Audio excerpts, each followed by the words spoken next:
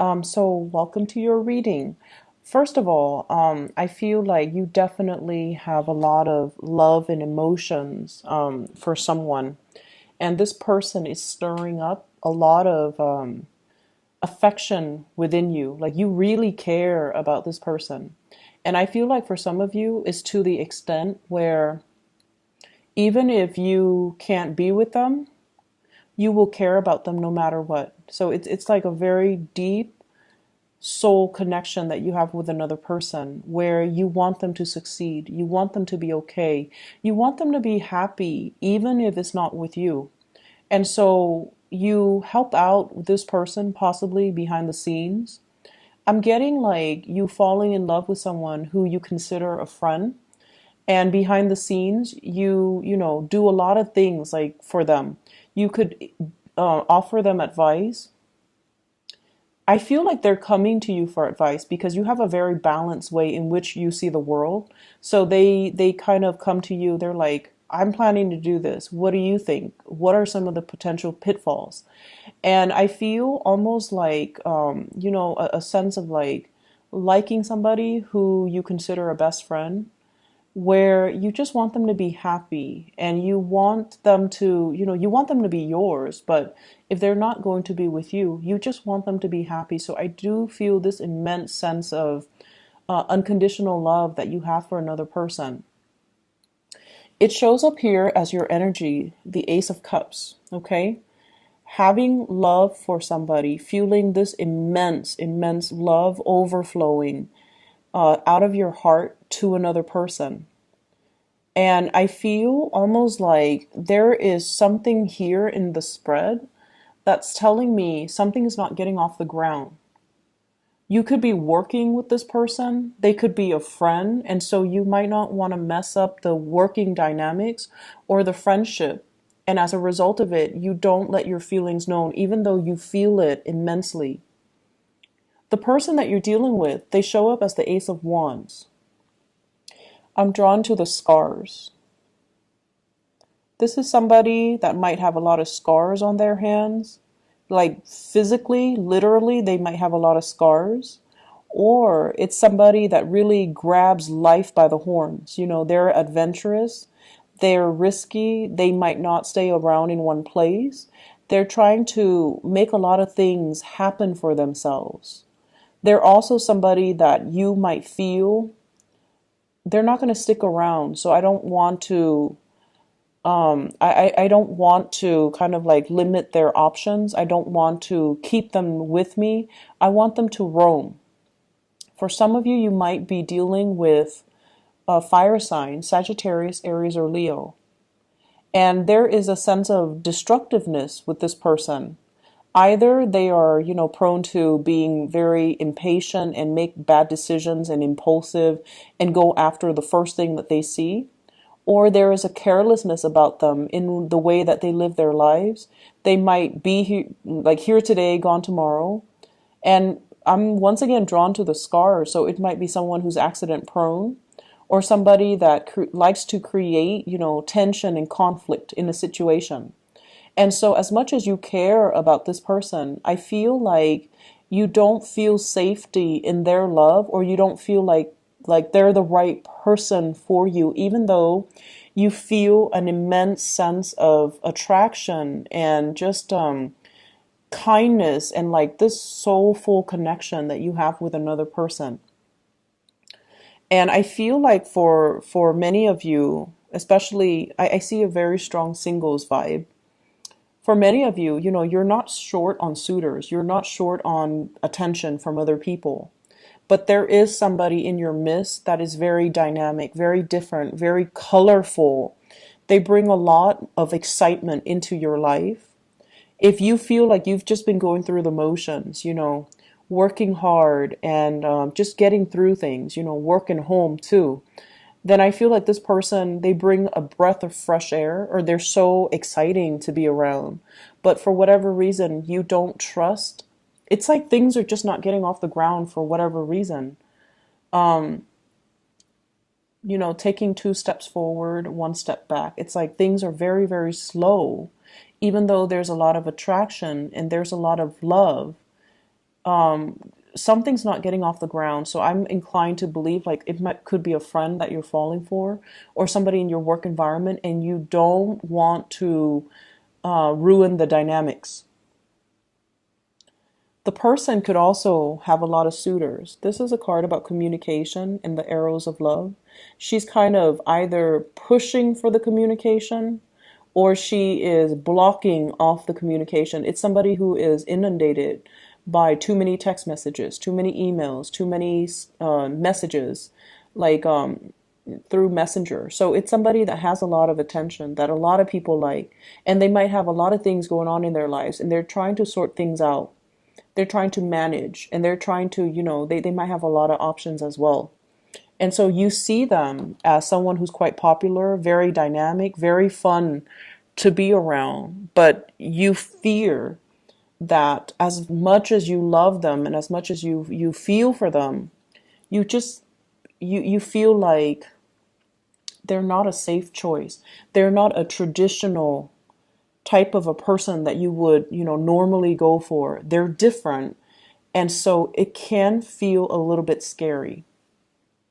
It can feel a little bit scary. I feel like you're dating somebody or interested in somebody who is very different from the types that you dated in the past.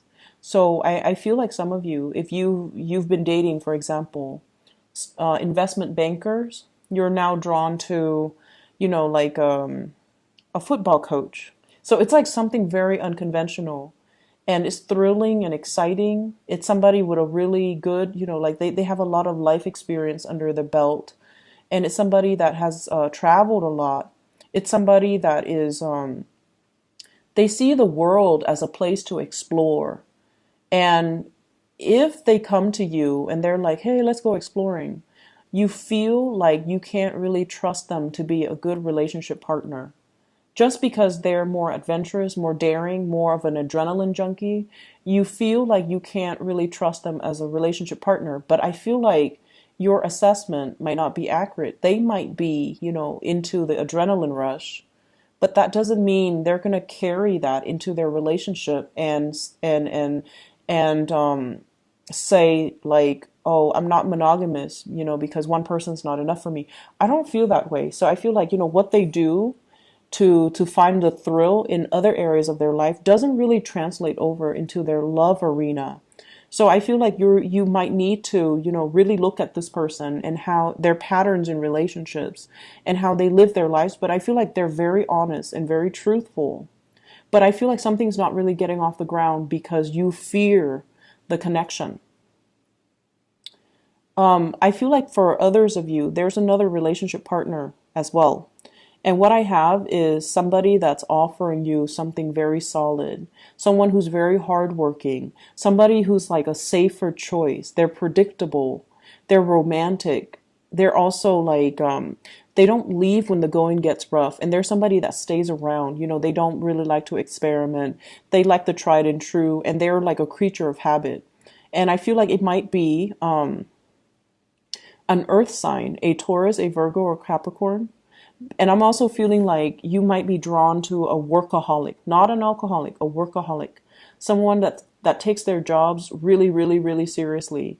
They might be a little bit dull and boring, and they're all work, work, work, and they don't really talk about anything else.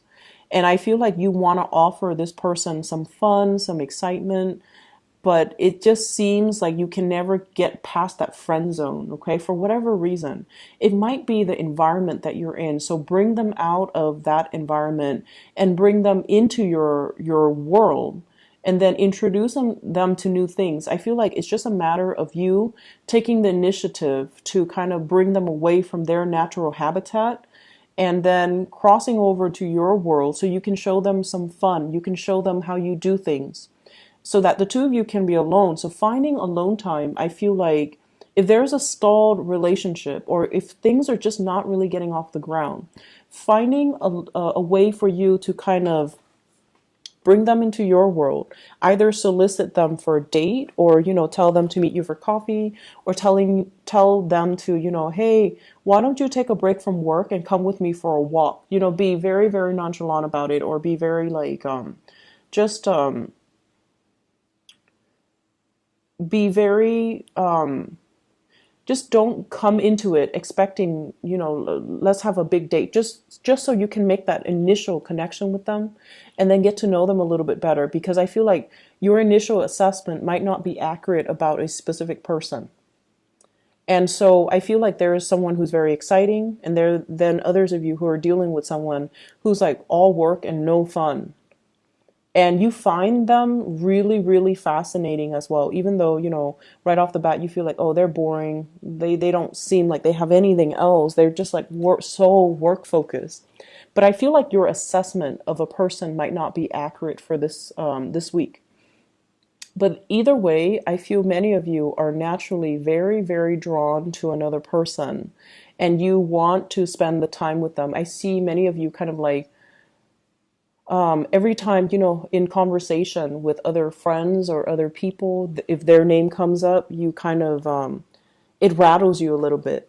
And I see somebody like right outside your door, you're outside their door, kind of hovering, trying to rehearse in your mind, like, what should I talk to them about? How should I need to plan out the conversation so that I have something to say. Otherwise, there's going to be that awkward silence. So I feel like you're trying to rehearse a conversation in your head, or you're trying to think of like talking points so that the conversation doesn't lag, or there's no lull in the conversation, and that would in turn, create the awkward silence. I see you wanting to get to know somebody, wanting to like, get them out of their element so that you can get to know them more on a personal level. But nothing is really being done. It's like admiring somebody from afar, but there's no concrete actions taken from your end to make it a reality. Okay, so this is something we need to work on. We need to make our intentions a little bit more known, and we need to be a little bit more verbal with, hey, why don't you take a step away from work and, go for a walk with me or get some coffee with me? Or you can say like, you've been working really hard. You want to take a break and, do this with me? I feel like that would be a really non-threatening, non-committal way to spend time with somebody in a platonic way without giving your intentions away. So if you don't want them to know that you like them, but you want to spend one-on-one time with them, it would be a really good way for you to, get your foot in the door, okay? Other areas of your life, Libras, I feel like the emotional life spilling into this spread here.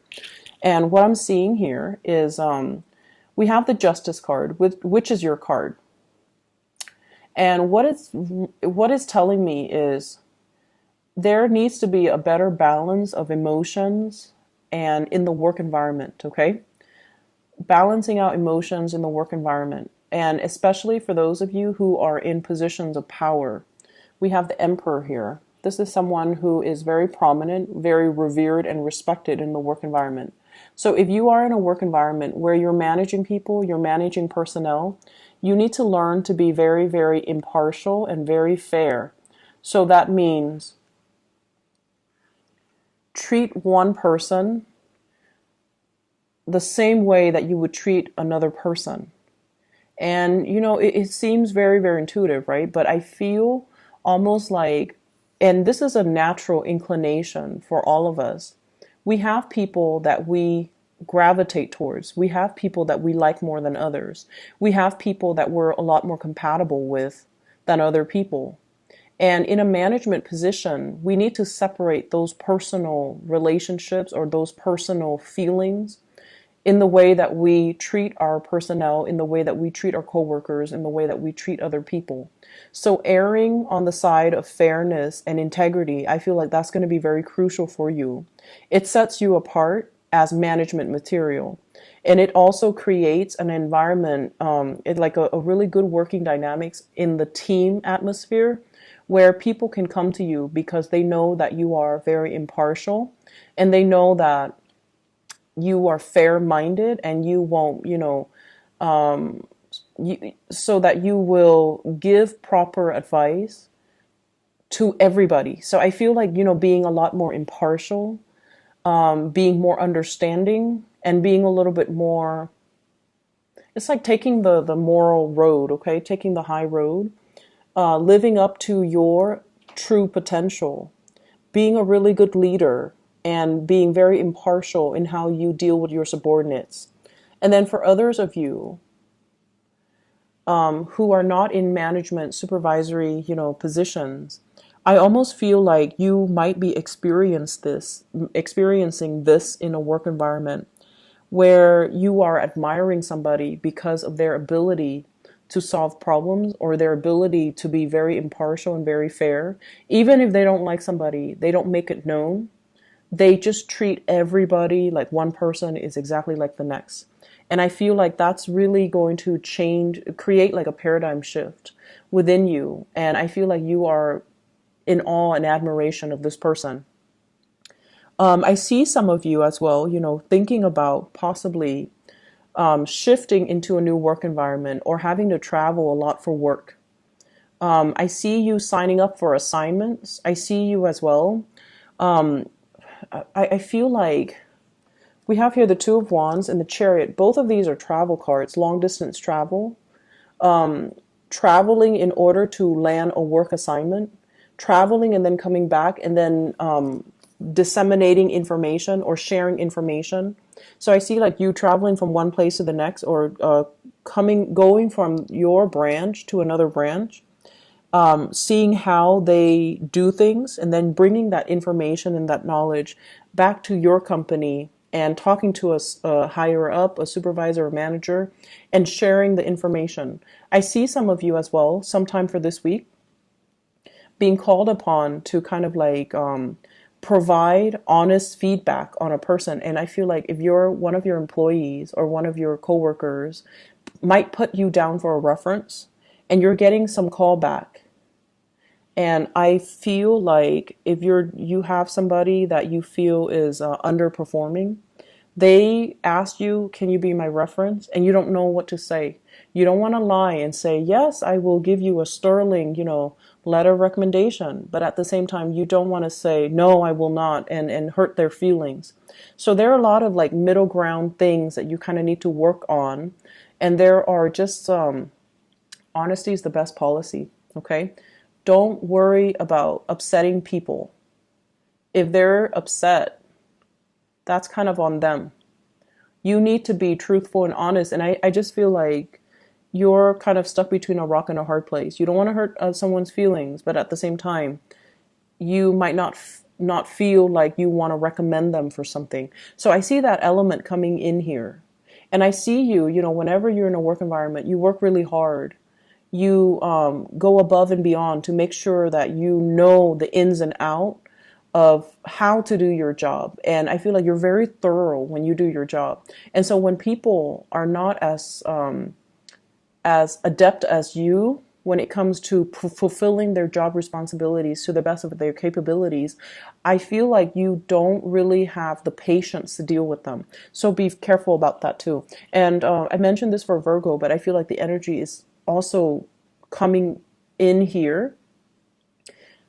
Honesty is the best policy. Err on the side of, neutrality, but at the same time, you are someone that people look up to. So make sure you set a good example, okay? I'm going to leave it at that. I hope the reading is helpful for you guys, Libra. Happy birthday to you. And I'll talk to you guys soon.